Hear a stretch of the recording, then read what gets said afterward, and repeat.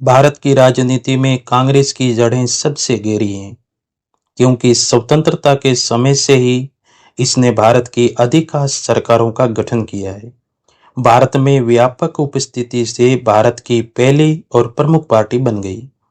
आजाद भारत के बाद बनने वाली सभी राजनीतिक पार्टियों ने उन्हीं की विचारधारा को अपनाया है। जैसे हमारे देश में विदुर नीति की बात होती है, चाणक्य नीति की बात होती है, उसी तरह कांग्रेस नीति की भी बात होनी चाहिए। लेकिन वो नीति कौन सी है? उस नीति की प्रेरणा कांग्रेस ने कहां से ली? भारतीय राजनीति की प्रमुख पार्टियों की शुरुआत स्वतंत्र भारत के बाद होती है, लेकिन कांग्रेस की शुरुआत आजाद भारत से 60 साल पहले होती है, और वो भी तब जब अंग्रेज आजादी के आंदोलन को पूरी ताकत से कुचल रहे थे। दिसंबर 1885 को मुंबई में हिंदुओं का मुखौटा पहनकर एक लिबरल विचारधारा के लोगों का कुनबा जमा होता है, और उनमें सबसे ज्यादा संख्या बंगाल और मद्रास से ही थी। 70 से 80 लोगों की संख्या में हिंदू और 3 अंग्रेज ह्यूम, विलियम वेंडरबर्न और जॉन जार्डिन की सहमति से भारतीय कांग्रेस पार्टी की नींव रखी गई, और पर्दे के पीछे इन्हीं 3 लोगों को पार्टी की रूपरेखा और रणनीति तैयार करने की जिम्मेदारी दी गई, और अंग्रेजों ने अपने हित के अनुसार पार्टी का गठन किया, क्योंकि पार्टी के महासचिव ह्यूम थे और सलाहकार विलियम वेंडरबर्न और जॉन जार्डिन थे। कांग्रेस पार्टी के गठन को ज्यादा समय नहीं हुआ था। सिर्फ 2 साल बाद मुसलमानों का समर्थन हासिल करने के लिए कांग्रेस ने बदरुद्दीन तैयब को कांग्रेस का नया अध्यक्ष बनाया। बदरुद्दीन तैयब ने मुसलमानों को एकजुट करने, अधिक से अधिक संख्या में पार्टी में जोड़ने में अग्रणी भूमिका निभाई, और पार्टी में कई शर्तें भी रखी। और वो शर्त ये थी कि अगर किसी मुद्दे पर पार्टी निर्णय लेती है और मुसलमानों को उस पर आपत्ति है, तो उन मुद्दों को आगे नहीं बढ़ाया जाएगा। बदरुद्दीन तैयब के कार्यकाल में इस्लाम क्लब और इस्लाम जिमखाना की उस समय स्थापना हुई थी। बदरुद्दीन तैयब ने भारतीयों के सामूहिक हित की आड़ में अपने समाज हित को सबसे ऊपर रखा। कांग्रेस पार्टी में अंग्रेजों का भी हित जुड़ा था, या यूं कहें कि कांग्रेस की स्थापना अंग्रेजों ने की थी, तो भी कोई अतिशयोक्ति नहीं, क्योंकि अंग्रेज 1857 की क्रांति देख चुके थे। दोबारा ऐसा ना हो, इसलिए अंग्रेजों ने लिबरल विचारधारा के लोगों को इकट्ठा किया और कांग्रेस पार्टी को खड़ा किया। वो इसलिए ताकि जब भी कहीं किसी मुद्दे पर अंग्रेजों के खिलाफ कोई विद्रोह हो और आक्रोश हो, तो कांग्रेस के नेता जो भारतीय होने वाले थे, उनकी बात सुनकर जनता शांत हो जाए। दूसरा, जनता को लगता रहे कि उनके लिए लड़ने के लिए कोई संस्था है, तो अंग्रेजों ने सोचा कि उन्हें कुछ करने की जरूरत नहीं पड़ेगी। कारण जो भी हो, एक बात साफ थी कि कांग्रेस की स्थापना में अंग्रेजों का अपना फायदा था। ऐसा न होता तो कांग्रेस को कुचल दिया जाता। ऐसा कैसे संभव है कि जिस कांग्रेस ने आजादी की लड़ाई लड़ी, उस कांग्रेस की स्थापना एक अंग्रेज ने की थी। अंग्रेजों ने पार्टी में ऐसी व्यवस्था दी कि कांग्रेस को देशभक्ति के लिए लड़ना भी था और अंग्रेजों के खिलाफ उसे आजादी का आंदोलन भी चलाना था। इसी विचारधारा के बल पर कांग्रेस पार्टी ने अंग्रेजों के खिलाफ आजादी की लड़ाई भी लड़ी और अंग्रेजों के प्रति अपनी वफादारी को सिद्ध भी किया। ह्यूम और अन्य 2 उनके साथी ने कांग्रेस पार्टी पर ऐसी मजबूत छाप छोड़ी कि दशकों लंबी राजनीतिक पारी ने भी उसमें सुधार की कोई गुंजाइश नहीं रखी। पंडित नेहरू और महात्मा गांधी ने भी ऊंची विचारधारा को मजबूती देने का काम किया। 1906 में इंडियन मुस्लिम लीग बनी, जो मुसलमानों की सबसे बड़ी पार्टी बनकर उभरी, और उनका जनाधार पूरे भारत में फैल गया। पार्टी के अध्यक्ष मोहम्मद अली जिन्ना थे। ब्रिटिश सरकार से आजाद भारत तक इन्हीं 2 पार्टियों का पूरे भारत में वर्चस्व रहा। इस दौरान कई छोटे बड़े दल उभरे, लेकिन अंग्रेजों ने उनको ज्यादा तवज्जो नहीं दी और उन छोटे बड़े संगठनों का कोई मूल आधार भी व्यापक नहीं था। 15 अगस्त 1947 को देश आजाद हुआ और आजाद भारत के साथ ही उसके दो टुकड़े हो गए। उसके साथ ही मोहम्मद अली जिन्ना की पार्टी इंडियन मुस्लिम लीग खत्म हो गई। 1951-52 में देश में आम चुनाव हुए। राज्यों के चुनाव भी साथ में हुए थे। उस समय देश की कुल आबादी 36 करोड़ थी और उसमें 17 करोड़ 36 लाख मतदाता थे। कांग्रेस सहित कुल 14 राष्ट्रीय और 39 क्षेत्रीय पार्टियों ने उन आम चुनावों में हिस्सा लिया था। 489 संसद सदस्यों के लिए उपचुनावों में कांग्रेस को 367 सीटों पर जीत मिली। दूसरी भारतीय कम्युनिस्ट पार्टी को 16 सीटें मिली। 109 सीटें अन्य पार्टियों के खाते में गई। ऐसे आजाद भारत की पहली सरकार का गठन हुआ और कांग्रेस पार्टी की पूर्ण बहुमत से सरकार बनी। पंडित नेहरू देश के पहले प्रधानमंत्री बने। सरकार बनने के बाद 1951 की जनगणना के अनुसार भारत में मुसलमानों की संख्या 3 करोड़ 54 लाख थी। पंडित नेहरू ने पहला काम मुसलमानों को अपने पाले में किया। मुसलमान कोटे से 4 मंत्री बनाए गए और सबसे महत्वपूर्ण शिक्षा मंत्रालय मौलाना अब्दुल कलाम आजाद को दिया गया। यहीं से एक सोची समझी रणनीति के तहत भारतीयों का एक नया इतिहास लिखने की शुरुआत हुई। मार्च 1952 में केंद्र में कांग्रेस की सरकार बनी और उसने 1954 में मुसलमानों के लिए विशेष कानून वक्फ बोर्ड अधिनियम बनाया। पंडित नेहरू उस समय मुसलमानों को विशेष अधिकार देने के लिए बहुत उतावले थे। कांग्रेस पार्टी चाहती थी कि भारत के मुसलमान विभाजन के बाद जो जमीन यहाँ छोड़कर पाकिस्तान चले गए, उन जमीनों पर वापस भारत के मुसलमानों का कब्जा हो जाए और वो भी आसानी से बिना विवाद के। लेकिन मुसलमानों के पास ऐसा कोई अधिकार नहीं था कि वो पाकिस्तान चले गए मुसलमानों की जमीनों पर कब्जा कर सके। इसके लिए पंडित नेहरू ने वक्फ बोर्ड बनाया। पंडित नेहरू का ऐसा मानना था कि वक्फ बोर्ड बनने से भारत के मुसलमान खुश हो जाएंगे और वह कांग्रेस को छोड़कर कभी दूसरी पार्टी को वोट नहीं करेंगे। वैसे पंडित नेहरू ने 16 तो सबका साथ और सबका सम्मान का ही वोट रखा था, लेकिन मुसलमानों का हित सर्वोपरि मानते थे। मुसलमानों का हित ही पार्टी का हित मानते थे। उनके हर फैसले से कोई अन्य खुश हो या ना हो, मुसलमान खुश होना चाहिए, ऐसा उनका प्रयास रहता था। देश की आजादी की लड़ाई में सबकी भागीदारी थी। देश के हर तबके ने कुर्बानी दी थी।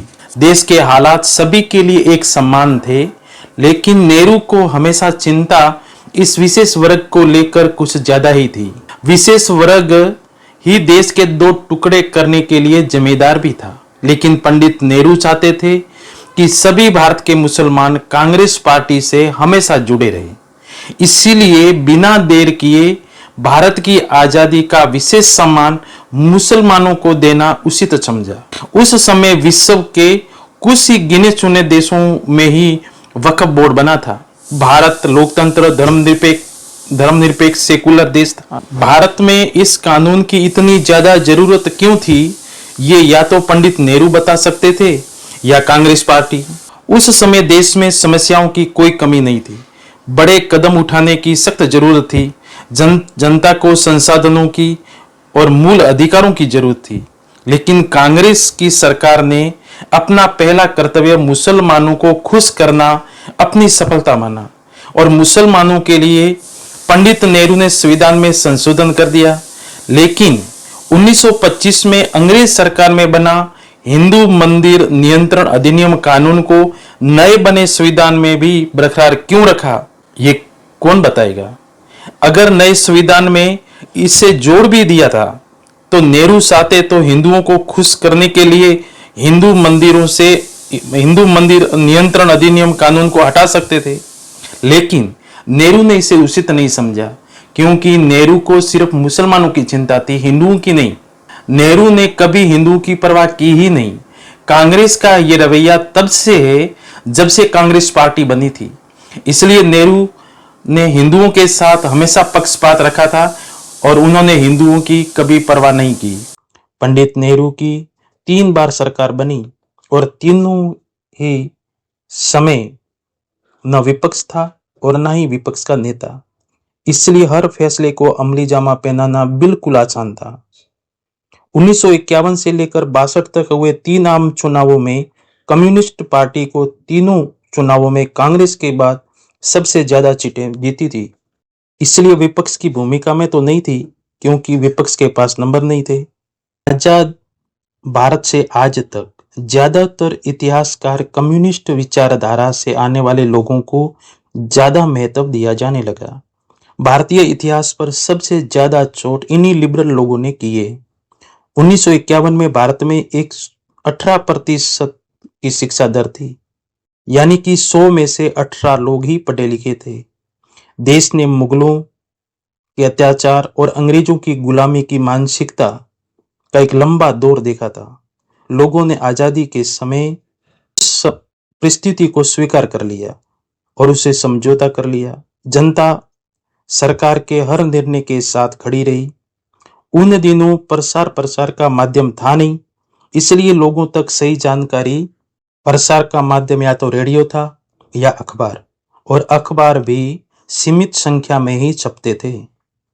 जैसे मकान की नींव मजबूत करने के लिए उचित मिश्रण मिलाया जाता है, उसी तरह कांग्रेस ने अपनी भविष्य की रणनीति को वोट बैंक की जमीन को मजबूत बनाने के लिए मुस्लिमों और दलितों को ज्यादा महत्व देकर उसे अपना मजबूत वोट बैंक बनाया।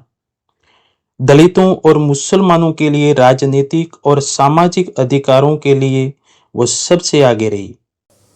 मार्च 1962 में कांग्रेस की सरकार बनी। 27 मई 1967 यानी कि 2 साल बाद पंडित जवाहरलाल नेहरू की मृत्यु हो गई और उसके बाद पार्टी में साफ सुथरी छवि के कारण 9 जून 1967 को लाल बहादुर शास्त्री प्रधानमंत्री बनाए गए। उनका कार्यकाल 18 महीने रहा। 11 जून 1967 को रूस के ताशकंद में उनकी रहस्यमयी मृत्यु हो गई। 20 अक्टूबर 1962 में चीन के साथ युद्ध और अगस्त 1965 में पाकिस्तान के साथ युद्ध ने और 2 लोकप्रिय प्रधानमंत्री नेहरू और लाल बहादुर शास्त्री की मृत्यु के कारण कांग्रेस पार्टी कमजोर पड़ गई। 24 जनवरी 1967 को तीसरे प्रधानमंत्री के रूप में इंदिरा गांधी ने शपथ ली और फिर 7 नवंबर को गो हत्या आंदोलन भी तेज हो गया। नागा साधुओं के नेतृत्व में साधु संतों ने संसद का घेराव करने की योजना के तहत बड़ी रैली के रूप में संसद की ओर भीड़ बढ़ने लगी। उनकी मांग गो हत्या को अपराध घोषित करवाने की साधुओं ने मांग रखी, लेकिन इंदिरा गांधी इस मुद्दे पर न बात करने को राजी थी और न ही पीछे हटने को। उसने साधु संतों पर लाठीचार्ज का ऑर्डर दे दिया।